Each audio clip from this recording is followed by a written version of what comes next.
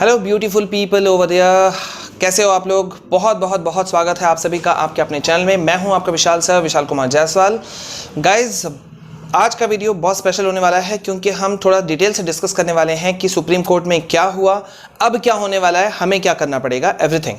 ठीक है, we are going to discuss about CBSE compartment exam class 10 12th। ठीक है, तो प्लीज़ आप सभी को वीडियो के अंत तक बने रहना है सो डैट कि आपसे कोई भी इंपॉर्टेंट चीज़ें मिस नहीं हो।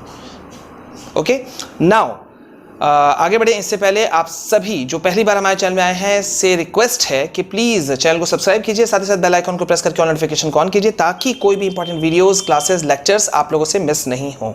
लाइव सेशंस भी ऑल्सो, राइट। कल बहुत सारे कॉल्स मेरे पास में आए गाइज, बहुत सारे मैसेजेस, मेल्स भरे हुए थे, बहुत सारे कॉल्स आ रहे थे। लास्ट में मुझे थोड़ी देर के लिए ऑफ भी करना पड़ा कि सर आज आपके कोई वीडियोज़ कल क्यों नहीं आ रहे हैं, कोई क्यों नहीं आए। ठीक है, तो एक्चुअली में जो परसों रात को जो मैंने आप लोगों से वादा किया था, ठीक है, कि आपने मुझे रिक्वेस्ट किया था, नहीं भी करते तो वो मुझे करना ही था, लेकिन जो रिक्वेस्ट था कि सर आपको प्रेजेंटेशन जो है वो ड्राफ्ट करके आपको भेजना है। ठीक है, सो कल हम दिन भर उस चीज़ में लगे हुए थे, जितने भी मेन पॉइंट्स, इंपॉर्टेंट चीज़ें हो सकती थी हमने वो ड्राफ्ट करके भेज दिया है। ठीक है, ये आप लोगों के लिए हमारे चैनल ने, मैंने अपनी तरफ से ये चीज़ किया है कि हमने सीबीएसई एजुकेशन मिनिस्ट्री को हमने ये भेज दिया है on behalf of all the students. हमने अपने तरफ से अपना काम किया है, आप सब अपने अपने लेवल से काम कर सकते हैं। ठीक है, और आई होप कि कुछ पॉजिटिव साइन आएगा। तो पहले यहाँ तक हमने कर लिया, अब मैं आपको पूरा घटनाक्रम बताता हूँ कि सुप्रीम कोर्ट में क्या हुआ। ठीक है, अब तक का क्या स्टेटस है और हमें और क्या स्टेप्स उठाने पड़ेंगे सो डैट कि कैंसिलेशन की तरफ कंपार्टमेंट एग्जाम पूरी तरह से बढ़ जाए। देखिए, अभी तक सबको ये चीज़ पता है कि एडवोकेट शक्ति पांडे, इन्होंने एक पीआईएल फाइल किया स्टूडेंट्स के बिहाफ में कि हमें कैंसिल करवाना है या कैंसिल करना चाहिए सीबीएसई को कंपार्टमेंट एग्ज़ाम्स को। ठीक है, तो सुप्रीम कोर्ट में जब सुनवाई हुई तो सुप्रीम कोर्ट ने इस बात को कहा कि ठीक है, ये जो तकलीफ़ है स्टूडेंट्स का बात समझ में आता है, लेकिन प्रॉपर जो प्रेजेंटेशन है वो प्रॉपर चैनल के थ्रू से नहीं आया। मामला कुछ इस तरह का, इसको समझना होगा हमें कि हालांकि बच्चे सब अपने अपने लेवल से लगे हुए थे, सभी जो भी हम भी लगे हुए थे, दूसरे यूट्यूबर्स या चैनल्स भी लगे हुए थे, बहुत सारे लोगों का इसमें कंट्रीब्यूशन था, किसी एक का योगदान नहीं कहा जा सकता, सभी बच्चों का, पेरेंट्स का, गार्जियन का, सबका था।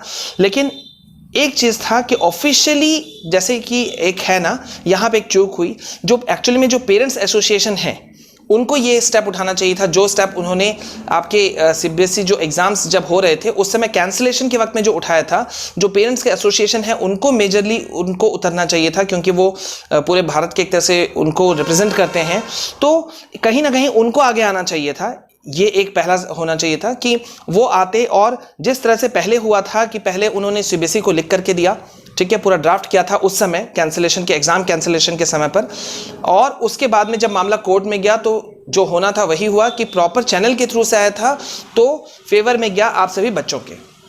ठीक है, यहां भी ऐसा ही होना चाहिए था। वाई? क्योंकि एक हायरार्की होता है, ये हम सभी को समझना पड़ेगा। एक हायरार्की होता है, एक स्टेप बाय स्टेप चलने का एक प्रोसेस होता है, आप डायरेक्ट नीचे से ऊपर नहीं जा सकते। ठीक है, जैसा हमें पता है सुप्रीम कोर्ट सर्वोच्च संस्था है पूरे भारत की। ठीक है, इससे बड़ा ऊपर और कुछ नहीं है। तो कहने का मतलब यह हुआ कि स्टेप बाय स्टेप से जाना चाहिए था, तो यहाँ एक थोड़ी सी चूक हुई। हालांकि जो कैंपेन्स रन हो रहे थे ट्विटर पे, व्हाट्सएप पे, फेसबुक में, जहाँ भी जिन भी सोशल मीडिया पे वो हुआ, लेकिन पेरेंट्स एसोसिएशन अगर निकल करके आता तो वो और ज़्यादा पॉजिटिव चले जाता इस कोर्ट में सुनवाई के दौरान। तो सुप्रीम कोर्ट में ये सारा मामला उठा जब, तो फिर सुप्रीम कोर्ट में जजेस ने ये कहा कि भाई आप लोगों को जो भी ग्रीवेंसेस हैं, जो तकलीफ़ है, ठीक है, उसको आपको सीबीएसई को थ्रू से करके आना पड़ेगा। अब यहाँ मामला क्या हुआ था कि जो स्टूडेंट्स की तरफ से पक्ष रखा गया वो ये रखा गया कि जो स्टूडेंट्स हैं वो एग्ज़ाम, बहुत सारे ऐसे बच्चे हैं जिनका 1 या 2 या 3 या 4 नंबर से कंपार्टमेंट आया है जो कि सही नहीं है, उनका जो फ्यूचर है वो स्टेक पे लग गया है, दांव पे लग चुका है, ठीक है।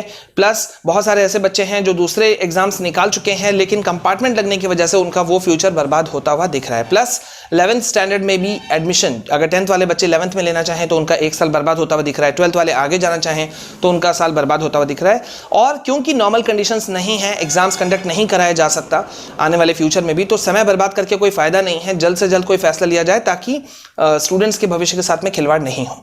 लेकिन इन सब चीज़ों को सुनने के बाद में कोर्ट ने नेगेटिव वर्ड कुछ नहीं कहा। कोर्ट ने ये कहा है कि भाई आप प्रॉपर चैनल से आते तो बेटर था, तो आप एक सप्ताह के अंदर अंदर में आप लोगों को रिप्रेजेंट करना है, जो स्टूडेंट्स का जो इश्यूज़ है वो सारा चीज़ को रिप्रेजेंट करते हुए आपको भेजना है, ठीक है, सीबीएसई को। और फिर सीबीएसई जो है वो इसी 7 दिन के अंदर अंदर में अपना फैसला देगी, उनको जो देना है, और फिर जो सुप्रीम कोर्ट में फिर जो मामला जाएगा उसी अकॉर्डिंग सारा चीज़ होगा, ठीक है। अब यहाँ पे बहुत बड़ा मामला ये है, अब आप लोग को क्या करना है, आप लोगों के मन में सवाल होगा, ठीक है।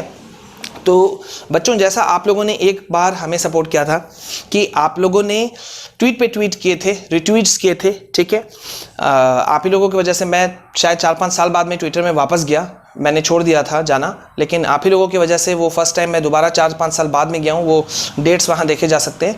तो अब आपको क्या करना है कि आप लोगों को अपने स्टेप्स से ये चीज़ें करनी होंगी, ठीक है। हमारा चैनल जो है, मेरे साइड से हमने पूरा ड्राफ्ट करके लिख करके सेंड कर दिया है, नो इशू फॉर दैट। लेकिन आप लोग अपने साइड से ये कर सकते हैं कि एक जो भी चीज़ें हैं, जो हमने पॉइंट्स रखे थे, ठीक है, सारा सिचुएशन को मेंशन करना है। मैं आप लोग सभी बच्चों को एक साथ बता दे रहा हूँ, आप लोगों को सारा सिचुएशन को मेंशन करना है कि और ये स्टेप बाय स्टेप करना है, ठीक है। स्टेप बाय स्टेप मतलब पॉइंट वाइज लिखना है। जब भी इस तरह का ड्राफ्ट होता है तो वो एप्लीकेशन में पॉइंट वाइज पॉइंट लिखा जाता है, पूरा पैराग्राफ नहीं लिख दिया जाता है, ठीक है। तो आपको क्या लिखना है कि आप टू द चेयरमैन या टू द एजुकेशन मिनिस्ट्री करके आप लिखेंगे, और फिर उसके नीचे पे आप अपना ड्राफ्ट करके लिखेंगे। आप सभी लोग अपने अपने लेवल से ये चीज़ कीजिए, ठीक है, कि सिचुएशन ऐसा है, ठीक है। हमारे 2-3 नंबर से, जितने भी नंबर से आपके कंपार्टमेंट आए हैं वो आप मेंशन कर सकते हैं उसमें।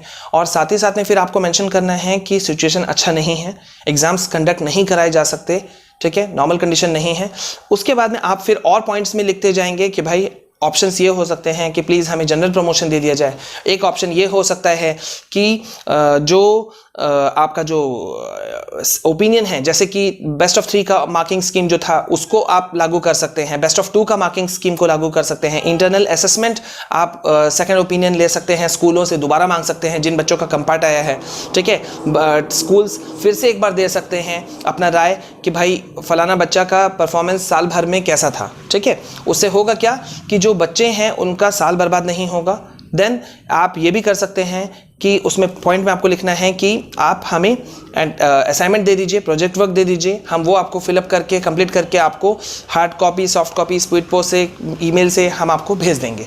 तो ये सारा चीज़ करके, और प्लीज़ इसको सस्पेंड किया जाए, ख़त्म किया जाए, कैंसिल किया जाए, ठीक है। अब यहाँ एक बहुत बड़ा तबका बच्चों का ऐसा भी दिख रहा है मुझे, क्योंकि मेरे पास में उस तरह के भी मेल्स आए हैं कि सर हमें अच्छे मार्क्स अगर जनरल प्रमोशन में नहीं मिले तो क्या होगा, ठीक है, या कैंसिल हो गया तो फिर हमारा कंडीशन क्या होगा, ठीक है। सो फॉर दैट थिंग आपको ये चीज़ करना है कि सीबीएसई ने जैसे पहले किया था वैसे इस बार भी रहेगा कि बेस्ट ऑफ 3 मार्किंग स्कीम जब हुआ था, या बेस्ट ऑफ 2 या इंटरनल असेसमेंट, उस समय भी ये चीज़ लागू था, ठीक है। और अभी भी ये चीज़ लागू किया जा सकता है कि आपको कैंसिल एग्जाम होने की स्थिति में जिस मार्क्स से पास किया जाएगा, अगर उस मार्क्स से आप संतुष्ट नहीं हो तो सीबीएसई एक इंप्रूवमेंट एग्जाम का मौका रखेगा जब कभी भी नॉर्मल कंडीशंस होंगे, और फिर आप उस एग्जाम में बैठ जाइएगा, और जो मार्क्स आएंगे उसके लिए आपको जो मार्कशीट है वो अपना पुराना मार्कशीट सरेंडर करके नया मार्कशीट आपको मिल जाएगा, ठीक है। और अगर आप इसी मार्कशीट से कंटिन्यू करना चाहते हैं तो सब कुछ ठीक है, ठीक है। तो ये सारा खाका है, और अभी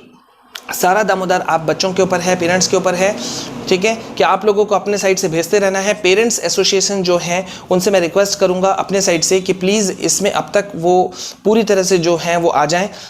वो अगर लिखेंगे तो बहुत ज़्यादा फोर्स पड़ेगा, बहुत ज़्यादा बल पड़ेगा, ठीक है, क्योंकि वो एक रिप्रेजेंट करते हैं पूरे इंडिया के एक तरह से स्टूडेंट्स को, तो अगर वो आकर के कुछ अपनी बात रखेंगे एजुकेशन मिनिस्ट्री में, सीबीएसई के सामने में, तो और ज़्यादा फर्क पड़ेगा।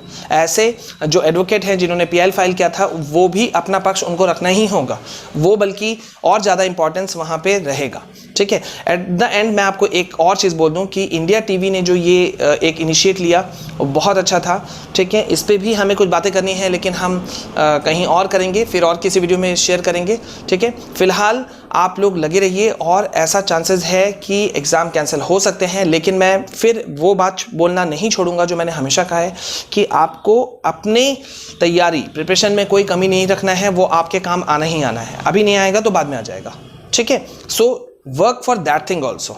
एकदम छोड़ मत देना कि यार मुझे तो कैंसिल तो हो रहे हैं, कोर्ट में तो मामला चला गया तो मुझे छोड़ देना है। नहीं, आप अपना प्रिपरेशन करते रहो। ठीक है, और हम आपके साथ में लगातार बने हुए हैं, लेकिन आप प्लीज़ वीडियोस को ज़्यादा से ज़्यादा शेयर कीजिए।